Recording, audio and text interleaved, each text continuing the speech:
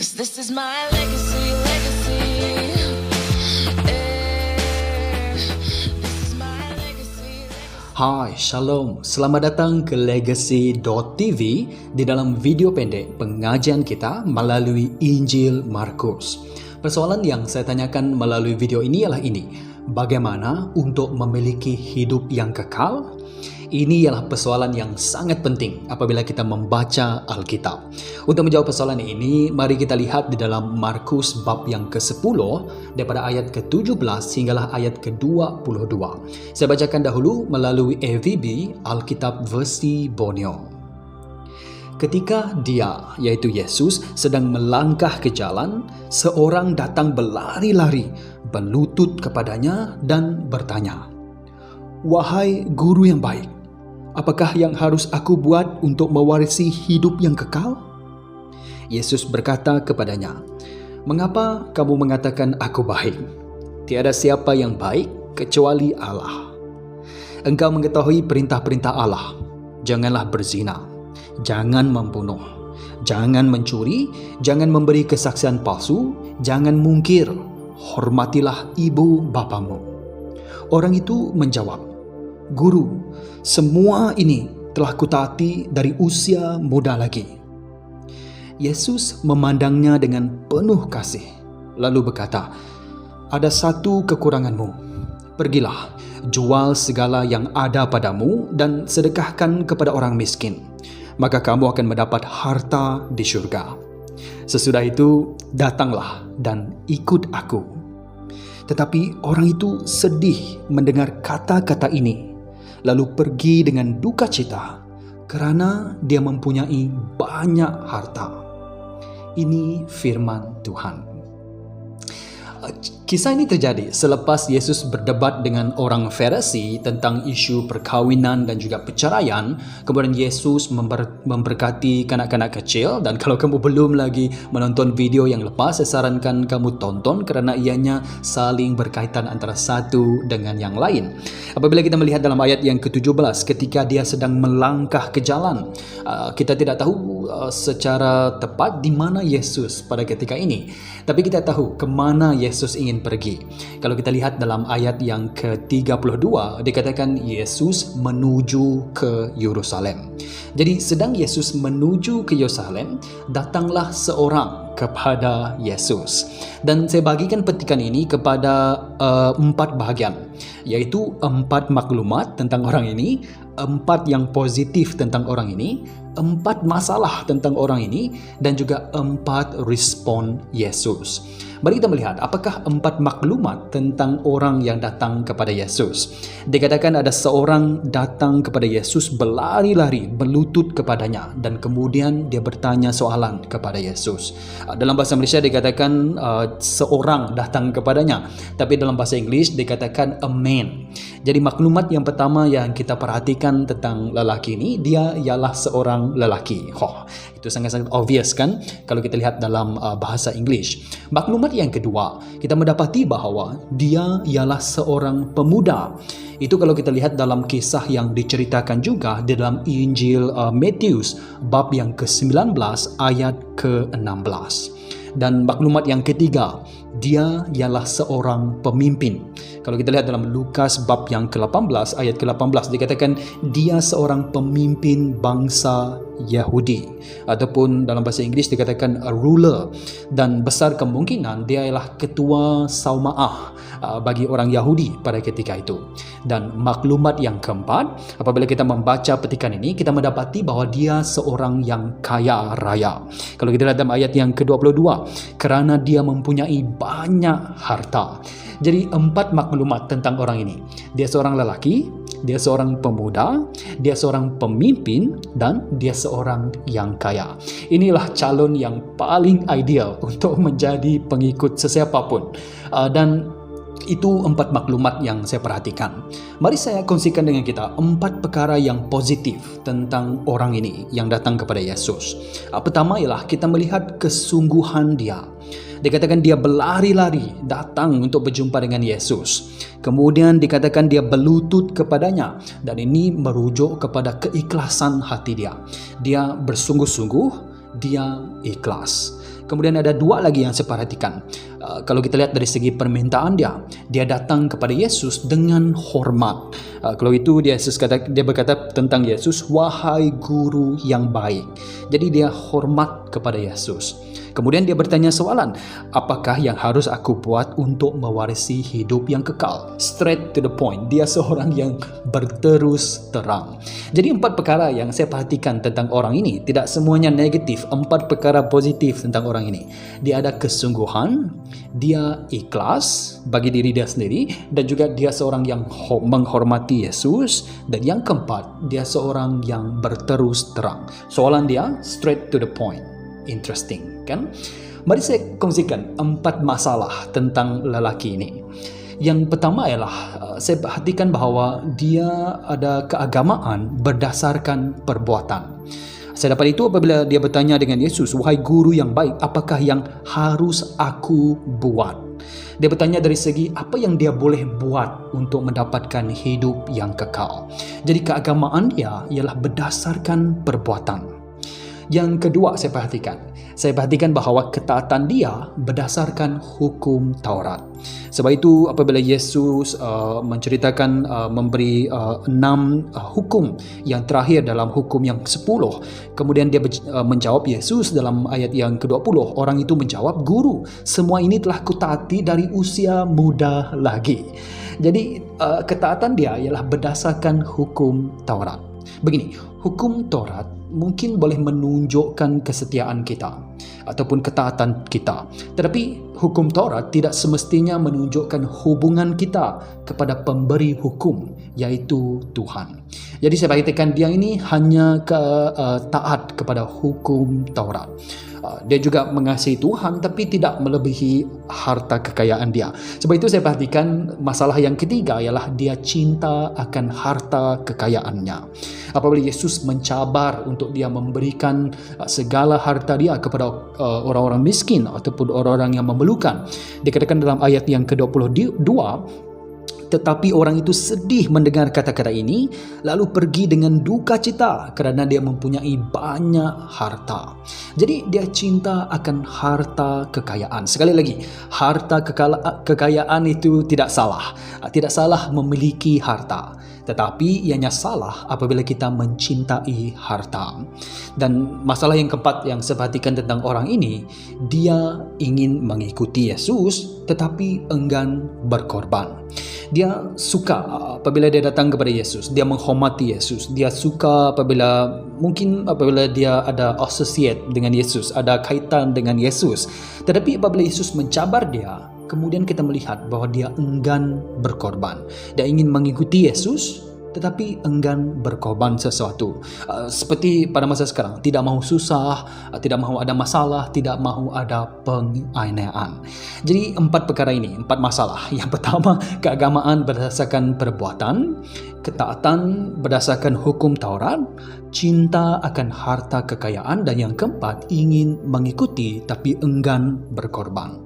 Mari kita lihat yang penting sekali, apakah respon Yesus. Yang pertama respon Yesus ialah sekali lagi 4 respon Yesus. Yang pertama ialah Yesus berkata, hanya Tuhan Allah yang baik. Itu kita perhatikan dalam ayat yang ke-18. Mengapa kamu mengatakan aku baik? Tiada siapa yang baik kecuali Allah, kata Yesus. Begini, piawai ataupun standard kebaikan, the standard of goodness ialah Tuhan itu sendiri. Sebab itu apabila kita melihat bahawa Tuhan itu baik, orang itu menganggap diri dia baik, tapi Yesus katakan sebenarnya hanya Tuhan saja yang baik. Dan kerana kebaikan Tuhan, dia memberi. Jadi kerana kebaikan Tuhan, kita tidak boleh membeli kebaikan dia. Dia yang memberi kebaikan dia. Sebab itu Yesus menggunakan peluang ini untuk berkata kepada dia, tiada siapa yang baik kecuali Allah. Dan ini untuk mengalih perhatian orang ini pada pandangan dia daripada perbuatan dia sendiri. Dia berkata, apa yang aku boleh buat ataupun apa yang aku harus lakukan. Tetapi Yesus mengalihkan pandangan orang ini kepada karakter Tuhan, yaitu Tuhan itu baik. Wow. Dan respon Yesus yang kedua ialah perintah-perintah Allah itu sempurna, tetapi manusia tidak. Sebab itu Yesus mengingatkan dia dalam ayat yang ke-19, engkau mengetahui perintah-perintah Allah, jangan berzina, jangan membunuh, jangan mencuri, jangan memberi kesaksian palsu, jangan mungkir, hormatilah ibu bapamu. Yesus mengingatkan orang itu tentang 6 hukum yang terakhir dan semuanya berkaitan dengan sesama manusia.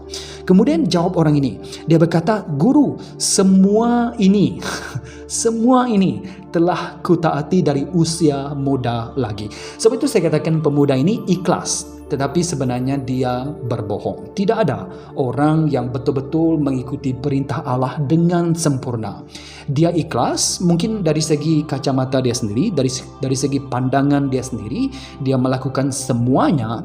Tetapi kita tahu, you and I know that nobody yang betul-betul mengikuti perintah Allah, tak pedulah sampai usia muda, sehari yang lepas ataupun semalam ataupun minggu yang lepas pun kita sudah melanggar hukum-hukum Allah.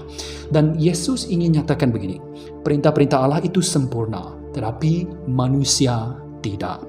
Lebih-lebih kalau Yesus katakan dalam hukum yang pertama, mengasihi Tuhanmu dengan segenap hati, dengan segenap jiwamu, tapi nanti ternyata orang ini mengasihi hartanya melebihi mengasihi Tuhan. Sebab itu Yesus hanya memetik 6 hukum yang terakhir. Memang perintah Allah itu sempurna, ataupun Paulus katakan the law of God itu baik, suci dan benar. Tetapi manusia tidak. Sebab itu Yesus memetik perintah-perintah Allah. Yang ketiga, begini, di mana fokus kita, disitulah hati kita. Dan ini adalah prinsip yang kita boleh ambil ataupun diambil daripada Matius bab yang ke-6 ayat ke-21, di mana Yesus berkata, kerana di mana hartamu terkumpul, disitulah hatimu tertumpul. Sebab itu Yesus katakan kepada pemuda ini dalam ayat yang ke-21, ada satu kekuranganmu. Apakah kekurangan dia? Kerana dia sekarang berfokus bukan kepada Tuhan, tetapi kepada harta dia. Ini fokus orang itu, yaitu dia fokus kepada harta kekayaan dia. Kebanyakan orang juga begitu, sampai pada masa sekarang juga kita masih lagi berfokus kepada apa yang kita miliki. Sebab itu Yesus ingin tunjuk kepada orang ini, fokus dia sebenarnya bukan Tuhan. Fokus dia yang paling utama ialah harta benda. Mungkin dia ingat pasal Tuhan, tetapi Tuhan is not the first in his iman ataupun the first dalam fokus dia. Dia berfokus kepada harta milik dia sendiri. Saya rasa itu yang terjadi kepada Abraham apabila Tuhan menginginkan Abraham untuk mengorbankan anak dia Ishak, kerana mungkin Abraham terlampau fokus dengan Ishak. Begitu juga mungkin apabila Yesus memanggil Petrus, Yakobus, Yohanes dan juga yang keempat dan lain itu, Yesus katakan kepada mereka, come and follow me, dan serta-merta mereka meletakkan jala mereka. Kenapa? Mungkin kerana mereka berfokus kepada hasil nelayan ataupun hasil ikan mereka. Ingat, di mana fokus kita, disitulah hati kita. Respon Yesus yang keempat, dan ini menjawab persoalan kita. Memiliki hidup yang kekal ialah hanya melalui iman dan percaya. It is only by faith and also by belief. Sebab itu sebelum kita perhatikan petikan firman, ingin saya nyatakan hidup kekal ataupun kehidupan kekal, yaitu eternal life, ianya sinonim ataupun lebih kurang sama maksud dengan yang pertama, sama seperti memasuki kerajaan syurga ataupun kerajaan Allah. Sebab itu Yesus nyatakan dalam ayat yang ke-23, betapa sukarnya bagi orang kaya memasuki kerajaan Allah. Jadi itu sinonim dengan memiliki ataupun mewarisi hidup yang kekal. Begitu juga ianya sinonim dengan memperoleh keselamatan, to receive salvation. Kalau kita lihat soalan murid Yesus dalam ayat yang ke-26, kalau begitu siapakah yang dapat diselamatkan? Jadi mereka mengaitkan hidup kekal itu dengan keselamatan. Jadi mendapat hidup yang kekal sinonim juga dengan beroleh keselamatan. Dan yang ketiga, ianya bermaksud memiliki hidup yang berterus-terusan. Ianya merujuk kepada kuantiti kehidupan kita. Kalau kita hidup di dunia, itu kita sudah memiliki hubungan dengan Tuhan. Kalau kita mati nanti pun kita akan to live is gain, to die is gain also. So apabila kita hidup pada masa sekarang, sampailah kita datang kepada Tuhan, face to face dengan Dia, itu juga dilihat sebagai memiliki hidup yang berterus-terusan, hidup yang penuh, hidup yang lengkap, hidup yang mencurah-curah seperti mata air, kata Yohanes. Itu merujuk kepada kualiti kehidupan kita. Dan kehidupan kekal merujuk bukan hanya pada masa akan datang, tetapi sejurus selepas kita menerima Yesus sebagai Tuhan dan juga Juru Selamat, kita sudah memiliki hidup kekal sekarang sampai akhirnya. Sebab itu tentang memiliki hidup yang kekal, akhirnya hanya harus membawa kita kepada pemuritan ataupun discipleship, membawa kita kepada ketaatan iaitu obedient, dan juga membawa kita kepada kesetiaan iaitu faithfulness. Sebab itu Yesus katakan dalam ayat yang ke-21, petikan yang terakhir, Yesus katakan, sesudah itu datanglah dan ikut aku. Datanglah dan ikut aku. Apakah itu? Pemuritan. Itulah tentang ketaatan, itulah tentang kesetiaan. Semuanya merujuk kepada hidup yang kekal apabila kita datang dan mengikuti Yesus. Jadi persoalan kita, bagaimana kita boleh memiliki hidup yang kekal? Seperti kanak-kanak kecil yang Yesus telah nyatakan dalam petikan yang sebelumnya. Lebih-lebih dalam ayat yang ke-15, Yesus berkata, sesungguhnya aku berkata kepadamu, sesiapa yang tidak menerima kerajaan Allah ataupun memasuki kerajaan Allah seperti seorang kanak kecil, tidak akan masuk ke dalamnya. Sebagaimana dalam video yang lepas saya sudah berkata, bagaimana kita seperti kanak-kanak, ada dua elemen. Yang pertama, iman. Yang kedua, percaya, faith and belief. Dan faith, iman kepada Yesus Kristus, percaya kepada Yesus Kristus, percaya kepada Dia, kepada kepribadian Yesus Kristus, dan percaya kepada apa yang dilakukan oleh Yesus di kayu salib. Dia mati di kayu salib bagi kamu dan saya, kemudian bangkit semula. Apabila kita menerima Yesus sebagai Tuhan dan juga Juru Selamat dengan iman dan kepercayaan, kita akan beroleh kehidupan kekal. Itu yang tidak diperhatikan oleh seorang yang pemuda, pemimpin, seorang yang kaya ini. Kerana apa yang ada dalam dialah, dia tidak memiliki iman kepada Yesus Kristus, dia tidak percaya kepada Yesus Kristus. Sebab itu Yesus katakan, lakukan semua ini, jual segala hartamu, kemudian datanglah dan ikut aku. Dan ini sesuai, saya tutupkan dengan petikan yang sangat popular, yaitu dalam Yohanes bab yang ketiga ayat ke-16. John 3:16 says this. Perhatikan tentang iman dan juga kepercayaan. Allah begitu mengasihi dunia sehingga menganugerahkan anaknya yang tunggal, supaya setiap orang yang percaya dengan iman kepadanya tidak binasa, melainkan mendapat hidup kekal. Datang kepada Yesus Kristus dan memiliki hidup yang kekal. Sehingga kita berjumpa lagi dalam video yang akan datang. Shalom. This is my legacy.